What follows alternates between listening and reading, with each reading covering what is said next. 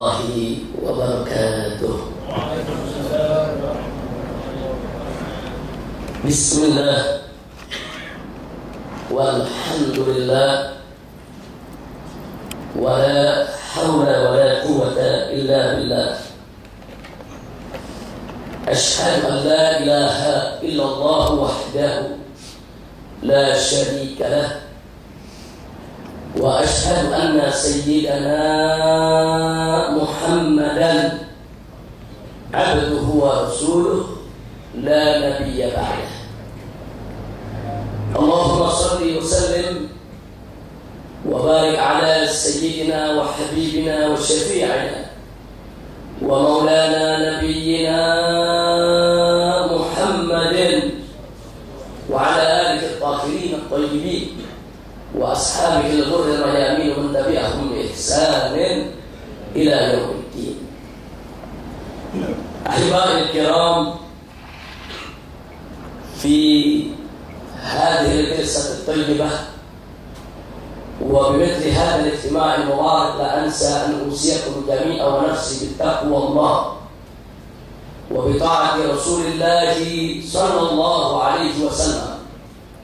فنسأل الله سبحانه وتعالى أن يهدينا إلى صراطه المستقيم ويجعلنا من المتقين ويدخلنا جنته جنة النعيم بحق سيد المرسلين، والحمد لله رب العالمين. فضيلة الحبائب الشرفاء والمشايخ الفضلاء والأساتذة الكرماء وجميع الحاضرين الأعزاء الأحباء رحمكم الله. Pada kesempatan malam yang berbahagia ini, satu kehormatan bagi saya boleh mendapatkan kesempatan untuk bisa menyampaikan apa yang sepatutnya untuk disampaikan. Karenanya berjuta terima kasih saya sampaikan kepada sahibul hajat, yaitu akhina al-fadil al-ustaz Nuruddin sekeluarga beserta jamaah, dan teristimewa untuk ayahanda orang tua saya tercinta Sayyidul Walid Al-Habib Umar Asy-Syatiri hafizahullah ta'ala wa arda wa matallahu bituli hayati wa nafa'na bi'ulumi fid din wa dunya wal akhirah, amin ya rabbal alamin. Kemudian tidak lupa salam ini juga kita sampaikan kepada tamu kita yang mulia yang berbahagia yang datang dari Hudaidah Yaman, yaitu Al-Muhtar Mukarram Asy-Syaikh Haidar Al-Wagidi hafizahullah ta'ala wa ra'ah, yang tadi sudah menyampaikan kepada kita satu untayan tausiah yang padat ilmu, padat manfaat, yang luar biasa. Begitu indah beliau sampaikan dan sangat-sangat bermanfaat untuk kita semua. Dan tidak lupa salam penghormatan ini juga kita sampaikan kepada akhina al-fadil Ustadzul Mubarak, yaitu Tuan Guru Fadli Yamani, yang tadi dengan luar biasa beliau telah menerjemahkan apa yang disampaikan oleh Syekh Haidar, yaitu dengan begitu baik, begitu bagus, mudah dipahami. Mudah-mudahan semua guru-guru kita yang hadir di sini senantiasa diberikan kekuatan istiqamah di jalan Allah dan diberikan kemenangan dalam setiap langkah perjuangan dakwahnya serta kebahagiaan dari dunia hingga akhiratnya.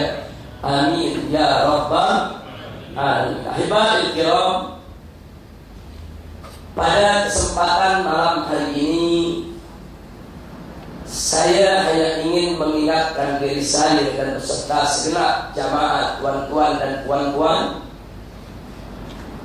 bahwa pada majelis seperti ini sejak awal tadi kita banyak menyampaikan salam, sholawat kepada Nabi kita Sayyidina Muhammad sallallahu alaihi wasallam. Kita sama berharap bahwa majelis seperti ini akan mampu untuk merangsang rasa cinta mahabbah kita kepada Nabi, untuk lebih merangsang bagaimana kita makin cinta kepada Nabi kita, sehingga kita tidak perlu lagi untuk khawatir, bimbang ataupun ragu di dalam menjadikan beliau sebagai uswatun hasanah dalam kehidupan kita. Nabi Muhammad SAW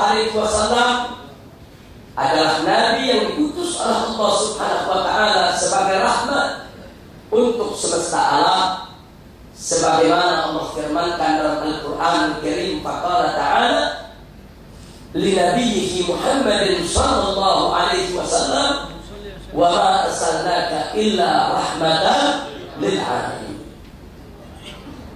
Nabi Muhammad sallallahu alaihi wasallam adalah seorang nabi yang diutus oleh Allah Subhanahu wa Ta'ala sebagai suri tauladan, sebagai qudwatun shalihah, sebagai uswatun hasanah bagi umat manusia, khususnya bagi mereka yang beriman kepada Allah dan hari akhir. Di mana Allah nyatakan dalam firman-Nya, faqala ta'ala laqad kana lakum fi rasulillahi uswatun hasanah liman kana yarjullaha wal yawmal akhir wa dzakarallaha katsiran. Nabi Muhammad sallallahu alaihi wasallam adalah seorang nabi yang telah dipersaksikan oleh Allah sebagai manusia yang memiliki akhlak yang sangat-sangat mulia, amat agung, luhur. Allah nyatakan dalam Al-Quran, faqala ta'ala li nabiyhi Muhammadin sallallahu alaihi wasallam wa innaka la'ala khuluqin azim. Nabi Muhammad sallallahu alaihi wasallam adalah seorang nabi yang manakala kita mencintainya, berarti kita mencintai Allah. Siapa yang cinta kepada Allah, maka wajib dia untuk mengikuti nabi yang satu ini, saudara. Allah katakan dalam Al-Quranul Karim, faqala ta'ala qul in kuntum tuhibbunallah fattabi'uni yuhibbukumullah. Nabi Muhammad sallallahu alaihi wasallam adalah seorang nabi yang jika kita mentaatinya, berarti kita telah mentaati Allah. Allah katakan dalam Al-Quranul Karim, faqala ta'ala may yuti'ir rasul faqad ata'a Allah. Nabi Muhammad sallallahu alaihi wasallam yang diutus oleh Allah sebagai nabi terakhir, penutup segala nabi.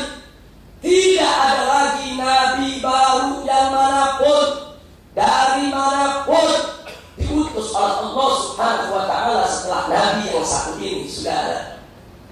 Tegas Allah nyatakan dalam Al-Quranul Karim, faqala ta'ala maka Muhammadun aba ahadin min rijalikum walakin Rasulullah wa khataman nabiyyin.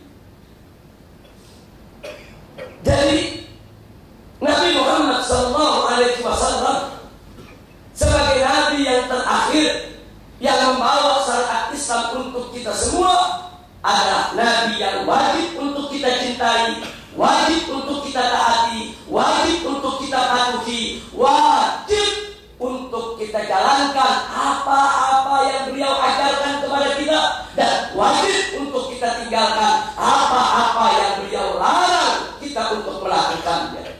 Allah katakan dalam Al-Quranul Karim, faqala ta'ala wa ma atakumur rasulu fa'khudhuhu wa ma nahakum anhu fantahu.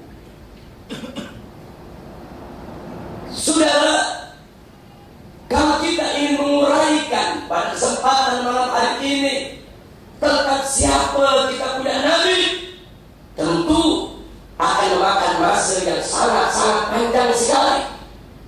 Karena beliau adalah al-insanul kamil, manusia yang sempurna, sempurna kedudukannya, sempurna akhlaknya, sempurna ilmunya, sempurna adabnya, sempurna imannya, sempurna takwanya kepada Allah Subhanahu wa Ta'ala. Karenanya, kalau kita ingin menguraikan satu persatu bagaimana kesempurnaan akhlak Nabi, satu tidak akan cukup. Sehari penuh kita uraikan, tidak akan pernah tuntas. Bahkan seumur hidup kita sekalipun untuk menguraikan kesempurnaan akhlak Nabi, maka tidak akan pernah ada habisnya, ibadallah. Oleh karena itu, betapa indahnya tatkala Sayyidatina Aisyah radhiyallahu taala anha ditanya tentang kesempurnaan akhlak Nabi. Beliau ditanya, "Ya ummul mukminin, wahai ibunya orang yang beriman, kaifa kana khuluqun Nabi sallallahu alaihi wasallam?" Bagaimana sebetulnya dulu akhlak Nabi? Apa dijawab oleh Sayyidatina Aisyah radhiyallahu taala anha? Beliau menjawab dengan jawaban yang singkat, padat, ringkas, jelas, menunjukkan bahwa beliau memang seorang perempuan yang cerdas, yang layak patut pantas menjadi istri dari Nabi kita Sayyidina Muhammad sallallahu alaihi wasallam. Beliau jawab, "Kana khuluquhul Qur'an." Akhlak Nabi adalah Al-Qur'an. Itu saja dijawab oleh Sayyidatina Aisyah. Jawaban yang singkat tapi padat, ringkas tapi jelas.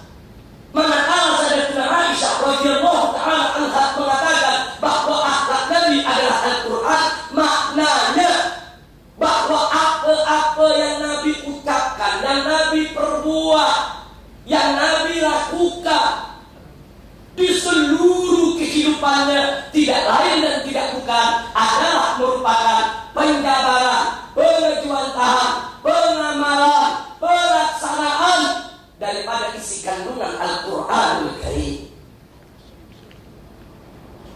Al-Quran mewajibkan apa-apa kewajiban, tidak ada satupun kewajiban yang ditinggalkan ataupun dilalaikan oleh Nabi kita Muhammad sallallahu alaihi wasallam. Bahkan Nabi merupakan orang yang pertama melakukannya sebelum umatnya yang melakukan sudah. Sebelum Nabi mengajak orang berakhlak mulia, beliau sudah tampil sebagai orang yang berakhlak mulia. Sebelum Nabi memerintahkan kepada para sahabatnya untuk melakukan beraneka kewajiban, Nabi sudah terlebih dahulu untuk menegakkan kewajiban tersebut. Dan apa-apa yang diharamkan oleh Allah dalam Al-Quranul Karim, tak satu pun kemungkaran kemaksiatan yang dilakukan oleh Nabi. Jangankan untuk melakukan kemaksiatan dan kemungkaran, terlintas di benak Nabi, terlintas di pikiran Nabi untuk melakukan maksiat, tidak pernah terjadi seumur hidupnya sudah. Jadi bagaimana Al-Quran itu membimbing, begitulah akhlak Nabi kita. Kemana Al-Quran itu menuntun, ke sana Nabi kita beramal. Dialah Nabi kita tercinta Sayyidina Muhammad sallallahu alaihi wasallam. Namun saudara, sungguh pun kita yakini kesempurnaan Nabi kita Sayyidina Muhammad sallallahu alaihi wasallam, tapi tetap saja semenjak beliau diputus menjadi Nabi sampai hari ini masih banyak musuh-musuh Allah yang selalu berupaya untuk merendahkan Nabi, memfitnah Nabi, menghina Nabi dengan berbagai macam cara. Kalau dulu di zaman Nabi, orang-orang kafir mengatakan kepada Nabi, "Anta sahir majnun," engkau bukan sihir yang sudah gila dan Muhammad, sebagai upaya untuk menghina Nabi, merendahkan Nabi, menistakan Nabi.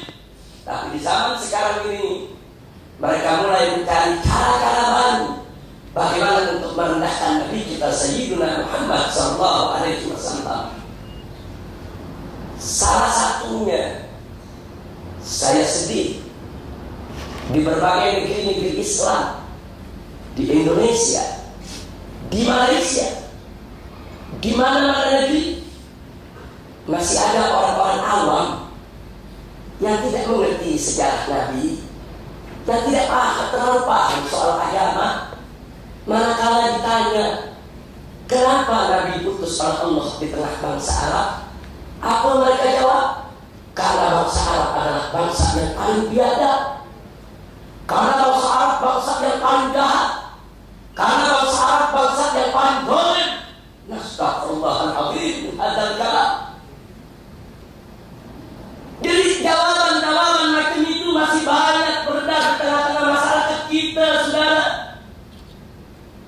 Ini merupakan jawaban yang khata' wa khatir.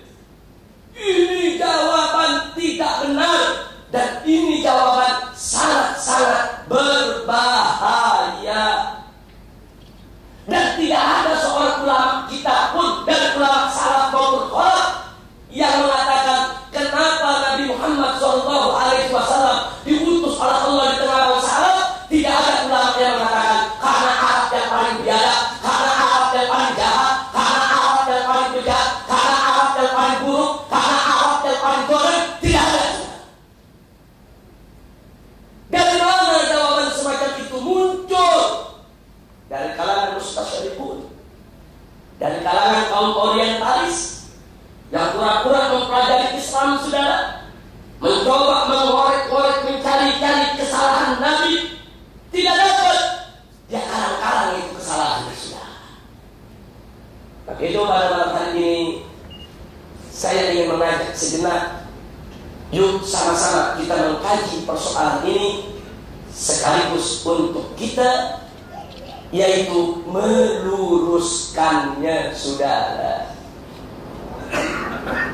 Bagaimana cara menjawab ini, saudara yang saya cintai rahimakumullah?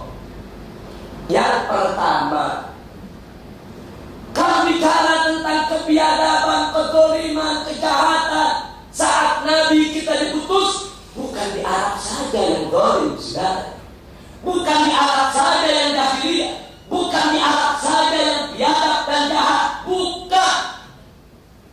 Mari kita mulai di negeri Persia, di negeri Iran. Ketika itu, saudara, seorang ayah manakala boleh menikahi putri kandungnya sendiri, itu merupakan kebanggaan di tengah-tengah masyarakat, saudara. Ini kezaliman, ini kejahatan. Sejahat-jahatnya Arab, sejelek-jeleknya Arab, sezalim-zalimnya Arab, tidak ada bangsa Arab yang seorang ayah menikahi putri kandungnya sendiri. Tidak ada. Ini kalau kita ingin bicara kezaliman, kalau kita ingin bicara kejahatan, bukan Arab saja di zaman itu yang jahat, saudara. Di mana-mana negeri zalim, jahat, jahiliyah. Sekarang kita tengok mari ke Cina. Ada apa di Cina? Di zaman itu, saudara, itu raja-raja di Cina karena khawatir para penjaga-penjaga istana berbuat selingkuh atau mengganggu istri-istri mereka atau putri-putri mereka, maka penjaga-penjaga istana dikebiri. Kalau orang Indonesia bilang, dikasih, saudara. Jadi kalau seorang laki-laki sudah dikasih, sudah dikebiri, sehingga dia tidak punya syahwat lagi, maka raja-raja merasa aman kalau istrinya tidak akan diganggu, saudara. Ini biadab, ini jahat, ini kejam, ini zalim. Manusia dikasih, saudara. Manusia dikebiri. Sejahat-jahatnya orang Arab, sezalim-zalimnya orang Arab di zaman Nabi, saudara. Tidak ada orang Arab yang melebihi manusia. Tidak ada orang Arab yang mengasihi manusia, saudara. Jadi kalau bicara biadab, seluruh dunia biadab ketika itu, saudara. Baik, mari sekarang kita lihat di Romawi, di Eropa, Yunani, Athena. Apa yang terjadi di zaman itu, saudara? Di sana manusia diadu tarungkan. Gladiator. Saudara, hamba dengan hamba diadu untuk saling bunuh. Hamba dengan hamba, saudara, dibawa ke satu stadion, bangsawan-bangsawan menonton. Begitu satu hamba dibunuh, mati seorang abid, saudara, seorang hamba sahaya, maka anak-anak bangsawan, orang-orang kaya yang menonton akan bertepuk tangan, senang melihat manusia bunuh manusia.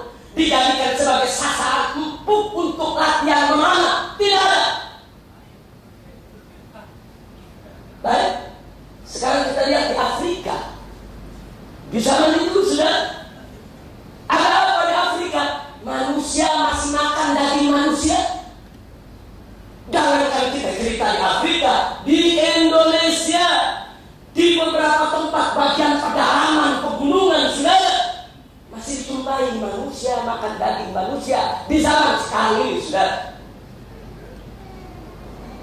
Ini juga kezaliman, ini jahiliyah, ini kejahatan, ini kebiadaban. Sejelek-jeleknya orang Arab, sejahat-jahatnya orang Arab, tidak ada orang Arab manusia makan daging manusia, sudah. Nah, jadi artinya saya hanya ingin menekankan betul Nabi diutus oleh Allah ke atas muka bumi karena bumi sudah jahiliyah, seluruh dunia sudah banyak kebiadaban, kezaliman. Itu benar, saudara. Tapi kenapa diutus di tengah bangsa Arab dulu? Kenapa dilahirkan di kota Mekah? Kalau dijawab, karena Arab yang paling biadab, karena Arab yang paling jahat, karena Arab yang paling zalim. Burhanakum in kuntum shadiqin. Tunjukkan dulu bukti. Enggak boleh kita seenaknya untuk mengambil satu kesimpulan, sudah.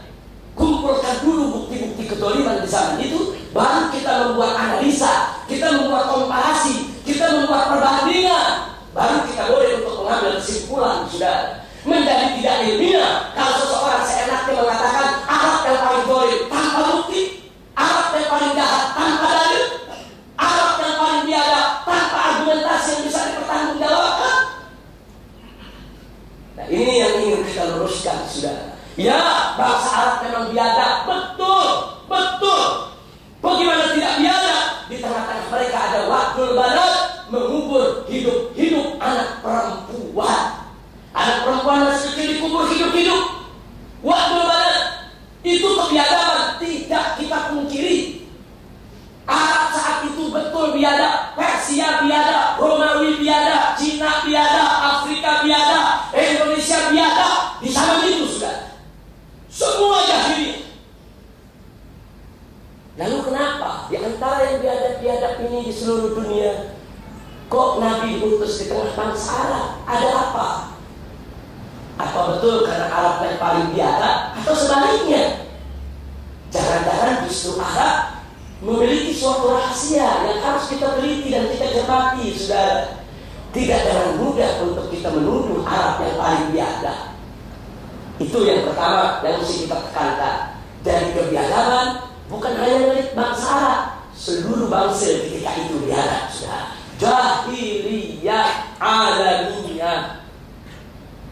Yang kedua, tolong dicatat, bangsa Arab dengan tradisi waqtul banat memang biadab, tapi jangan ada yang berpikir kalau semua orang Arab mengubur hidup anak perempuannya. Tidak, saudara. Hanya segelintir anggota masyarakat yang mengubur hidup-hidup anak perempuannya. Andai kata semua bangsa Arab mengubur hidup-hidup anak perempuannya, bagaimana boleh Nabi bisa ada di sana, sahabat bisa ada di sana. Nabi punya ibu, ibunya perempuan, kok dari kecil tidak dibunuh ibu, saudara. Para sahabat Nabi yang jumlahnya puluhan ribu, ratusan ribu, mereka juga semua punya ibu, saudara. Ibu-ibu mereka pernah kecil, kok ibu-ibu mereka dulu tidak dibunuh ketika kecil, saudara. Orang-orang kafir Quraisy yang memusuhi Nabi, bangsa Arab yang memusuhi Nabi, mereka juga punya ibu. Ibu-ibu mereka pernah kecil, kok ibu mereka dulu tidak dibunuh oleh ayah mereka untuk dikubur hidup-hidup, saudara. Nah, jadi jangan kita terpancing dengan pemikiran orientalis, pemikiran orang-orang Barat yang ingin memfitnah Islam, memfitnah Nabi, dan ingin merusak sejarah Nabi kita Sayyidina Muhammad Sallallahu Alaihi Wasallam. Betul, ada sebagian orang Arab kalau punya anak perempuan dia tidak suka, dia kubur hidup-hidup anak perempuannya. Tapi tidak semua orang Arab, sudah.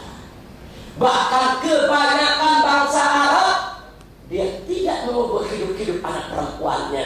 Tapi tetap saja bangsa Arab disebut biadab, sebab walaupun mereka tidak mengubur hidup-hidup anak perempuan mereka, tapi kalau ada anggota masyarakat yang mengubur hidup-hidup anak perempuannya, mereka anggap itu bukan kejahatan, mereka anggap itu bukan kriminal, mereka anggap itu bukan satu kezaliman, mereka anggap itu tradisi adat istiadat yang mesti dihormati dan dihargai. Disinilah kebiadaban bangsa Arab, saudara.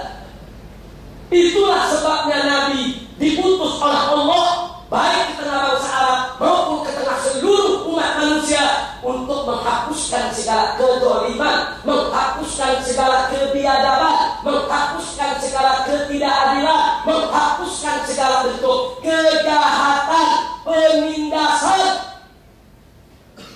Itulah makanya Allah dengan tegas menyatakan kepada Nabi, "Wa ma arsalnaka illa rahmatan lil alamin." Nabi menjadi rahmat untuk semesta alam. Nabi membawa syariat yang penuh rahmat, syariat yang menolak segala bentuk kezaliman, kejahatan, kebiadaban, syariat yang mengangkat manusia ke posisi yang begitu mulia, terhormat, memiliki harkat dan martabat. Saudara, alhamdulillah. Itu yang kedua yang ingin saya garis bawahi. Nah, sekarang yang ketiga. Jadi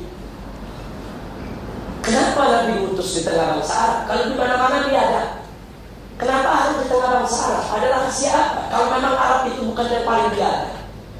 Jawabnya, yuk mari kita tengok hadis Nabi, saudara.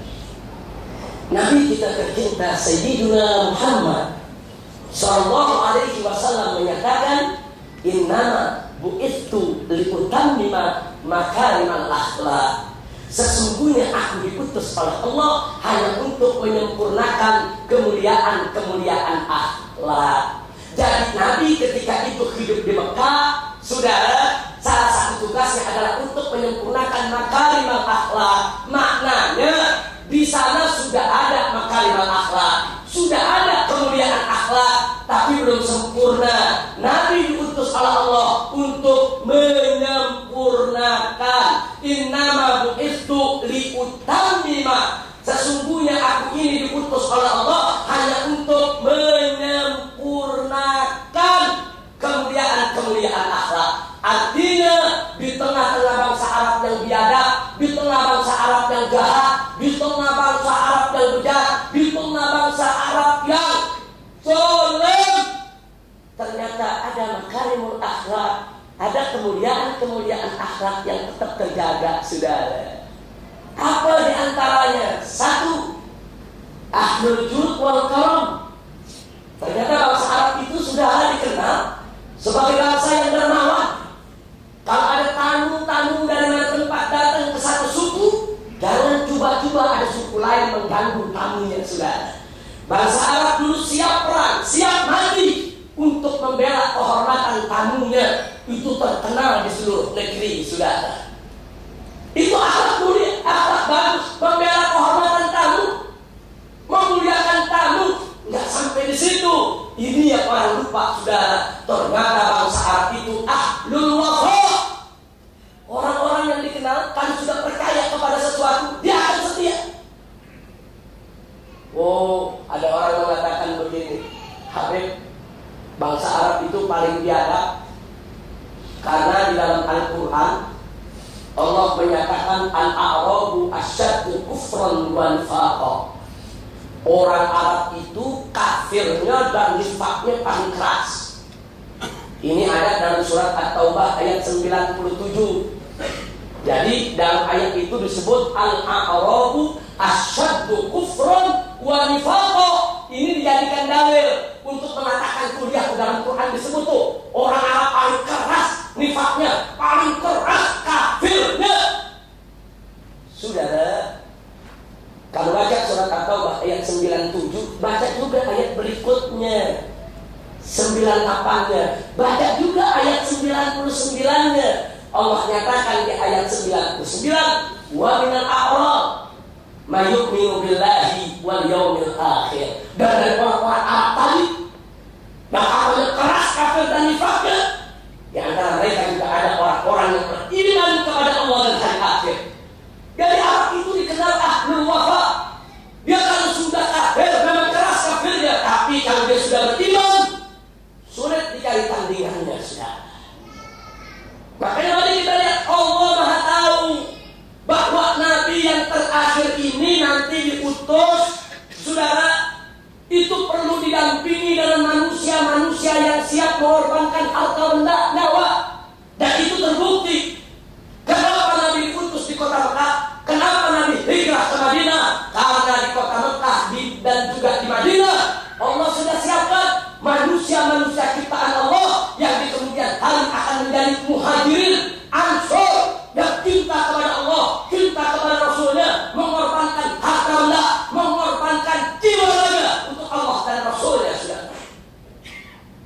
Jadi Nabi diutus di kota Mekah bukan sembarangan. Tartibun ilahi. Allah sudah atur dalam ilmu azalinya, saudara, bahwa Nabi dilahirkan di kota Mekah karena di sana akan ada sekelompok manusia yang namanya Muhajirin dan Ansor yang akan bahu-membahu, yang akan bekerja sama, akan ta'awun untuk menyebarkan luas Islam ke seluruh negeri, saudara. Nah, ini yang tidak boleh kita lupa, saudara. Jadi ternyata kenapa Nabi diutus di tengah bangsa Arab? Ada makarimul akhlak, ada sifat setia. Kalau itu berhasil mendapat iman, dapat taufik, dapat hidayah, maka sifat setia itu akan sangat berguna untuk perjuangan Islam. Dan itu terbukti dengan sejarah Muhajirin dan Ansor radhiyallahu anhum. Itu yang ketiga, saudara. Tidak sampai di situ. Yang keempat, mari kita lihat, saudara. Yang keempat yang tidak boleh kita lupa, jauh sebelum Nabi dilahirkan, Allah Maha tahu kalau Nabi akan dilahirkan berasal dari sulbi Nabi Ibrahim alaihissalam yang kemudian menurun kepada Nabi Ismail alaihissalam. Sebelum Nabi Muhammad SAW dilahirkan, Allah sudah perintahkan Nabi Ibrahim bawa Nabi Ismail ke kota Mekah. Ketika itu masih tandus, tidak ada penduduk. Tidak ada penduduk, masih tandus, tidak ada perumahan, tidak ada perkebunan. Allah perintahkan kepada Nabi Ibrahim alaihissalam untuk meninggalkan putranya yang bernama Ismail alaihissalam bersama ibundanya yaitu Siti Hajar alaihissalam. Kenapa harus ditinggalkan di kota Mekah? Karena Allah Maha tahu dari sulbi orang inilah kelak akan lahir Nabi penutup para nabi, sudah. Jadi kenapa Nabi Ismail dilepaskan di Mekah? Kenapa bukan di Afrika? Kenapa Nabi Musa tidak Allah perintahkan bawa saja itu Nabi Ibrahim alaihissalam? Kenapa Allah tidak perintahkan bawa aja itu Ismail, lepas saja di India, lepas saja di Cina, lepas saja di Romawi? Tidak.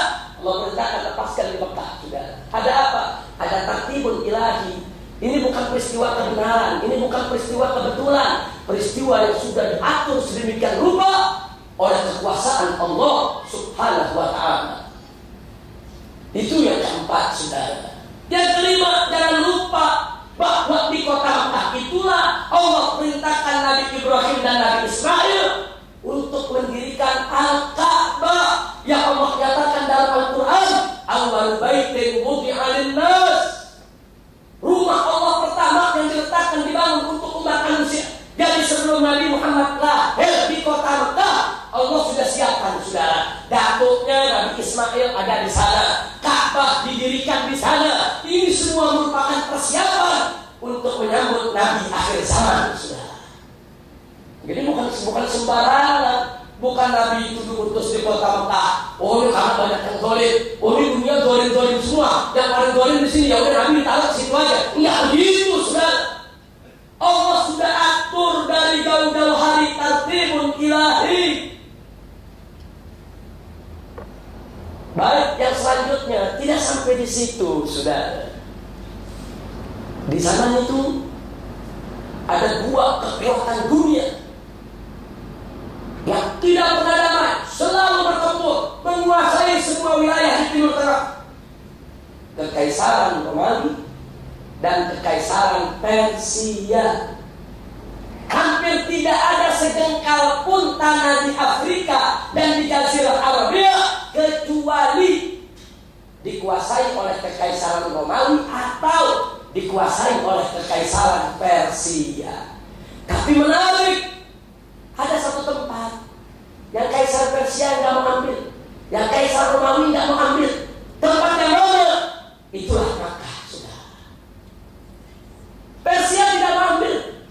Mekah dianggap ini burung, tandus, tidak ada hasil, tidak ada manfaat. Kaisar Persia tidak mau ambil. Begitu juga Kaisar Romawi, sehingga kota Mekah dan sekitarnya di zaman itu terlepas dari kekuatan politik, saudara. Tidak ada kekuatan politik yang berkuasa. Yang ada adalah kekuatan feminin, kekuatan kekeluargaan. Bani Hashim punya pemimpin Abdul Muttalib. Bahkan Abdul Muthalib juga punya pemimpin dari tokoh familinya, saudara. Masing-masing suku di sana kabilah semua punya pemimpin masing-masing. Segala sesuatu mereka selesaikan dengan jalan musyawarah antara kepala-kepala keluarga, kepala-kepala family yang ada, saudara. Tidak ada lagi. Tidak ada kekuatan politik yang berkuasa di sana. Berbeza dengan di Persia. Ada kerajaan, ada kekaisaran.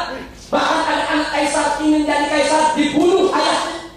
Terjadi pergulatan politik, saling bunuh, saling menjatuhkan untuk merebut kekuasaan. Dan itu tidak terjadi di kota Mekah, saudara. Lalu apa manfaatnya? Apa hikmahnya? Hikmahnya, saudara, andai kata Nabi Muhammad SAW dilahirkan di Persia atau dilahirkan di Romawi, maka nanti ada musuh-musuh Islam mengatakan, oh, agama Islam yang dibawa oleh Nabi itu hanya merupakan hasil kegiatan politik. Muhammad itu hanya merupakan produk politik kekaisaran Persia atau politik kekaisaran Romawi, saudara. Andai kata Nabi dilahirkan di Romawi atau di Persia, akan ada nanti orang mengatakan Islam itu produk politik, Islam itu hanya merupakan rekayasa politik. Tapi dengan Nabi dilahirkan di kota Mekah, lepas dari kekuatan politik Romawi, lepas dari kekuatan politik Persia, sampai hari ini tidak ada seorang pun yang boleh mengatakan Islam lahir dari politik. Tidak ada. Dan Allah sudah jaga, ini Mekah dijaga betul oleh Allah. Dari kekuasaan politik yang ada, kenapa Allah jaga? Karena disitulah akan ada Nabi terakhir Allah utus, saudara. Yang berikutnya, ketika di zaman Nabi terjadi pertarungan filsafat Yunan, filsafat Athena, di mana dunia, saudara. Ada pertarungan filsafat. Andai kata Nabi kita dilahirkan di Romawi atau di Persia, orang nanti akan mengatakan Islam itu hasil filsafatnya Muhammad. Muhammad itu belajar filsafat dengan Aristoteles, dengan Platon atau pengikutnya. Ini berbahaya, saudara. Ini sangat berbahaya. Itulah sebabnya Allah utus Nabi di kota Mekah, sehingga sampai hari ini tidak ada seorang pun yang boleh mengatakan Islam lahir dari filsafat. Tidak ada bukti, saudara. Alhamdulillah. Jadi hal-hal ini sengaja saya sampaikan, walaupun saya tidak akan sampaikan secara detail semua perkara, saudara, karena akan sangat panjang sekali, memerlukan waktu yang juga sangat panjang. Karena itu saya hanya ingin ingatkan sekali lagi. Jadi kenapa Nabi diutus di kota Mekah? Bukan karena Arab paling zalim, bukan. Bukan karena Arab paling jahat, bukan. Bukan karena Arab paling biadab, bukan. Tapi satu, karena dengan masyarakat Arab masih ada makarimul akhlak yang sangat penting menjadi perjuangan Nabi di masa yang akan datang ketika Nabi saat itu diutus di sana, saudara. Kemudian yang kedua, kenapa diutus di kota Mekah? Karena di kota Mekah itu, saudara, terlepas daripada kekuasaan politik, terlepas daripada kekuatan pertarungan filsafat, sehingga Islam datang murni merupakan wahyu dari Allah, bukan hasil politik, bukan hasil filsafat.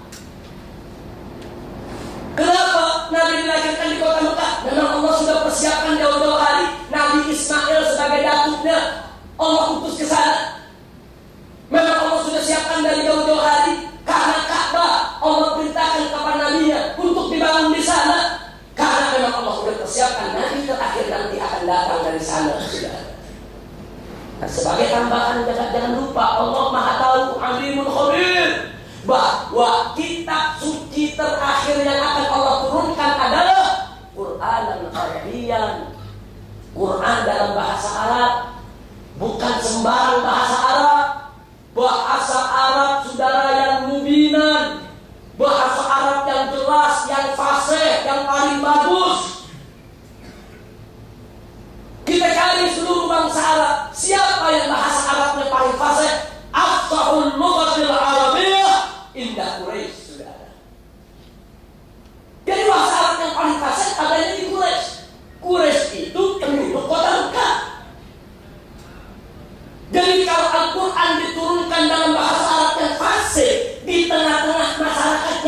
berbahasa Arab, tentu akan menjadi problem besar. Kalau Al-Quran menggunakan bahasa Arab yang fasih, kalau diturunkan di tengah-tengah masyarakat ajam ketika itu, menjadi problem besar. Jangankan ke masyarakat ajam, diturunkan di tengah bangsa Arab yang bahasa Arabnya tidak fasih, akan menjadi muskilah besar, saudara. Allah jaga, Quran akan diturunkan dalam bahasa Arab yang fasih. Dan kabilah yang paling fasih bahasa Arabnya adalah Quraisy, dan Quraisy tinggal di Mekah, saudara. Jadi memang sudah diatur oleh Allah sedemikian rupa bahwa dari sanalah Nabi terakhir akan diutus, saudara. Kita bisa bayangkan kalau Al-Quran dengan bahasa Arab yang begitu fasih, terus Nabi diutus di Johor Bahru atau di Jakarta, apa yang terjadi, saudara? Nah ini yang perlu kita, nggak sampai di situ. Al-Quran itu diturunkan dalam bahasa Arab karena bahasa Arab memiliki keunikan yang tidak dimiliki oleh bahasa-bahasa dari bangsa-bangsa mana saja, saudara. Bahasa yang mampu bertahan, bahasa yang mampu bertahan, yang tidak mudah untuk diubah oleh bahasa yang manapun juga, saudara. Walaupun di zaman modern ini ditemukan sesuatu yang baru, bahasa Arabnya sudah ada, disiapkan yang baru, saudara. Bahasa Arab ini luar biasa. Tadi kita lihat bagi mereka yang belajar bahasa Arab, kata-kata apa, kata ba itu bisa berubah-ubah. Dari kata ba bisa jadi kate, kutai, maktub, kutub, kitab. Luar biasa. Belum lagi tasrif fi'ilnya, saudara. Dan kata ba menjadi kata ba, kata bu, dan seterusnya. Luar biasa. Dan ini tidak dimiliki oleh bahasa manapun juga, saudara. Nah, siapa yang punya kekuatan bahasa tersebut? Siapa yang memiliki kefasihan bahasa tersebut? Adanya di Quraisy. Quraisy itu ada di kota Mekah, saudara. Nah, ini yang saya mau sampaikan. Kalau kita mulai lagi, masih banyak lagi, saudara, rahasia-rahasia yang ada. Kenapa Nabi diutus di tengah bangsa Arab?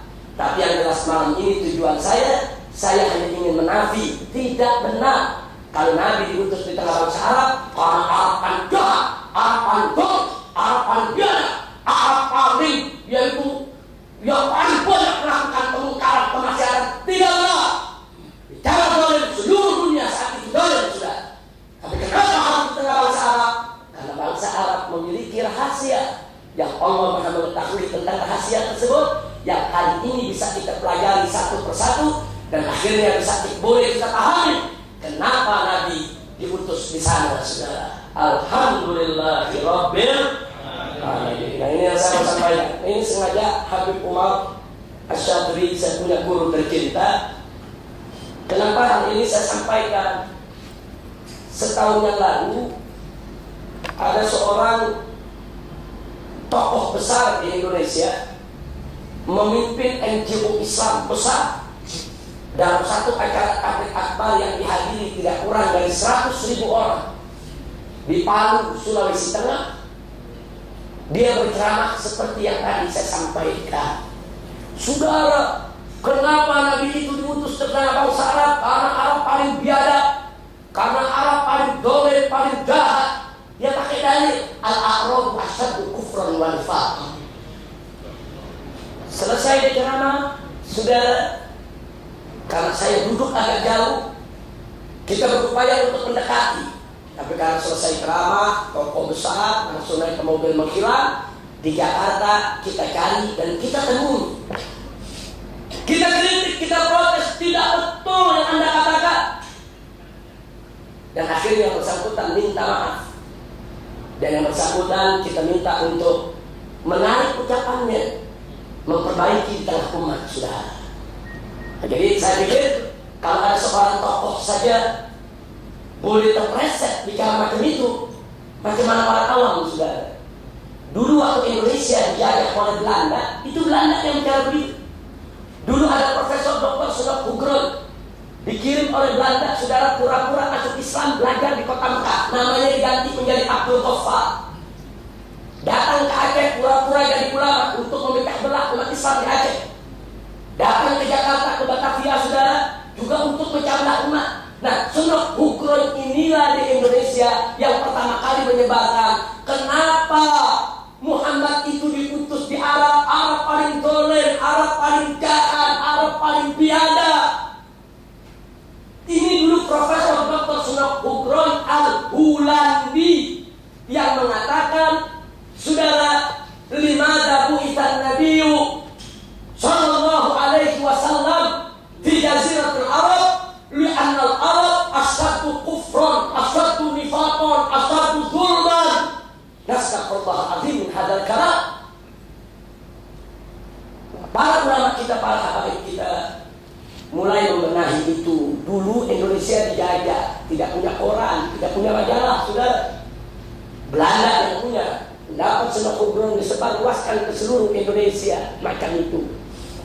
Nah, karena itu di zaman sekarang ini tidak boleh lagi ada orang Islam yang punya pendapat macam itu, saudara. Itu pendapat orientalisme, itu pendapat kaum liberal, itu pendapat yang ingin merendahkan Nabi alaihi salatu wassalam. Yang terakhir, kalau dikatakan Nabi diutus dari bangsa Arab, bangsa yang biadab, dan dari Quraisy karena Quraisy paling biadabnya Arab, mari kita baca hadis, saudara. Nabi mengatakan dengan tegas, Inna Allah astafa min bani Adam Kinana. Allah memilih Kinana dari anak cucu Adam. Wastafa Quraisyan min Kinana, dan Allah memilih Quraisy dari Kinana. Wastafa Bani Hashim min Quraisy, dan Allah memilih Bani Hashim daripada Quraisy. Wastafani, kata Nabi, min Bani Hashim, dan Allah memilihku daripada Bani Hashim. Berdasarkan hadis ini, Nabi yang mengatakan dari seluruh anak cucu Adam yang terpilih adalah Kinana, dan seluruh anak cucu Kinana yang dipilih Allah adalah Quraisy, dan seluruh anak cucu Quraisy yang dipilih Allah adalah Bani Hashim, dan seluruh anak cucu Bani Hashim yang dipilih Allah adalah Nabi kita Muhammad sallallahu alaihi wasallam. Berarti Nabi kita adalah manusia pilihan, dari bani pilihan, dari suku pilihan, bukan dari yang biadab, sudah. Nabi yang mengatakan Quraisy itu bangsa pilihan, orientalis mengatakan Quraisy itu bangsa paling biadab. Kita tinggal pilih, mau ikut orang Barat yang kafir atau mau ikut hadis Nabi, sudah. Nah, ini yang mesti kita ingat. Jadi jangan sampai kita tertipu dengan pendapat-pendapat macam itu. Dan maaf, pendapat macam ini banyak disebar di kampus-kampus, university di Indonesia, dengan alasan ini kajian akademik, ini kajian ilmiah. Kenapa Muhammad itu diutus di tengah bangsa Arab? Mereka buat analisa, mereka buat hipotesa, seolah-olah itu akademik ilmiah, dan mereka akan jadikan itu sebagai hasil tesis, hasil penelitian atau disertasi, saudara. Padahal argumentasi mereka rapuh, argumentasi mereka lemah, argumentasi mereka tidak berharga. Kami sedang melakukan perlawanan dalam pemikiran-pemikiran yang sesat dan menyesatkan macam ini, saudara. Nah, itu yang ingin saya sampaikan pada kesempatan malam hari ini. Maka itu bersyukurlah semua yang hadir di sini punya guru-guru yang begitu bagus, yang berakidahkan Ahlus Sunnah wal Jamaah. Di sini ada Habib Umar Syadri, di sini ada Tuan Guru Fadli Yaman, di sini juga ada tuan-tuan guru yang lainnya yang hadir al-aqidah Ahlus Sunnah wal Jamaah, yang tidak mereka beralih daripada akidah Ahlus Sunnah wal Jamaah. Pegang kuat-kuat akidah Ahlus Sunnah wal Jamaah, belajar betul yang dikatakan tadi barusan oleh tuan guru kita Fadli Yaman. Tadi beliau katakan, jangan ambil ilmu di tepi jalan, jangan ambil ilmu dari sembarang orang, ambil ilmu dari orang yang jelas akhlaknya, jelas ilmunya, jelas akidahnya, jelas siapa dan dari mana sumbernya, sudah. Kalau kita tidak mau tersesat jalan, mudah-mudahan guru-guru kita di sini semua senantiasa diberkahi Allah Subhanahu wa taala, dan mudah-mudahan apa yang saya sampaikan ini mudah-mudahan bisa menjadi penambah pandangan kita, membuka wawasan kita untuk ke depan kita bisa lebih hati-hati lagi di dalam menyerap segala pemikiran yang bisa merusak daripada akidah kita.